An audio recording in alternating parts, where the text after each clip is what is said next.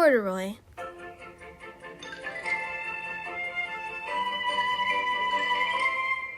Corduroy is a bear who once lived in the toy department of a big store.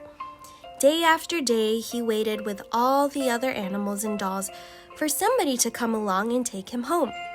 The store was always filled with shoppers buying all sorts of things, but no one ever seemed to want a small bear in green overalls.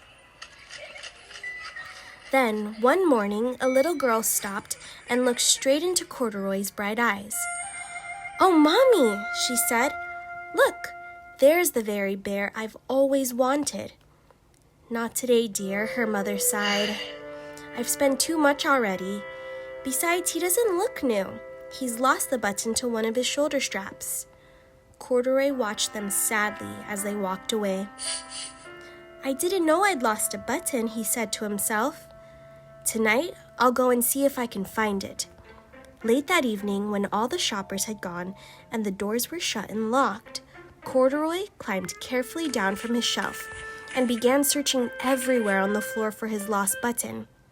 Suddenly, he felt the floor moving under him. Quite by accident, he had stepped onto an escalator, and up he went. Could this be a mountain, he wondered?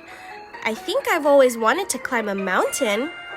He stepped off the escalator as it reached the next floor, and there before his eyes was a most amazing sight.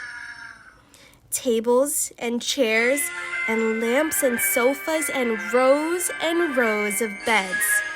"This must be a palace," Corduroy gasped. "I guess I've always wanted to live in a palace." He wandered around admiring the furniture. "This must be a bed," he said. "I've always wanted to sleep in a bed."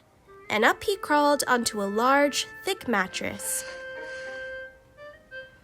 All at once he saw something small and round. "Why, here's my button," he cried, and he tried to pick it up. But, like all the other buttons on the mattress, it was tied down tight. He yanked and pulled with both paws until pop! Off came the button, and off the mattress Corduroy toppled. Bang! Into a tall floor lamp. Over it fell with a crash. Corduroy didn't know it, but there was someone else awake in the store. The night watchman was going his rounds on the floor above. When he heard the crash, he came dashing down the escalator. "Hey, who's there?" "Now, who in the world did that?" he exclaimed. "Somebody must be hiding around here." He flashed his light under and over sofas and beds until he came to the biggest bed of all. And there he saw two fuzzy brown ears sticking up from under the cover. "Hello," he said. "How did you get upstairs?" The watchman tucked Corduroy under his arm and carried him down the escalator and sat him on the shelf in the toy department with the other animals and dolls. Corduroy was just waking up when the first customers came into the store in the morning, and there, looking at him with a wide, warm smile, was the same little girl he'd seen only the day before. "I'm Lisa," she said, "and you're going to be my very own bear. Last night, I counted what I'd saved in my piggy bank, and my mom said I could bring you home."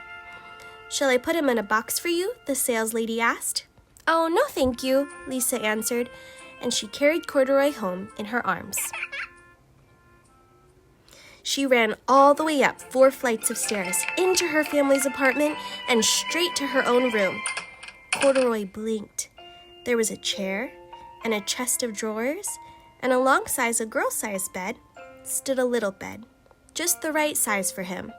The room was small. Nothing like that enormous palace in the department store. "This must be home," he said. "I know I've always wanted a home." Lisa sat down with Corduroy on her lap and began to sew a button on his overalls. "I like you the way you are," she said, "but you'll be more comfortable with your shoulder strap fastened." "You must be a friend," said Corduroy. "I've always wanted a friend." "Me too," said Lisa. and gave him a big hug.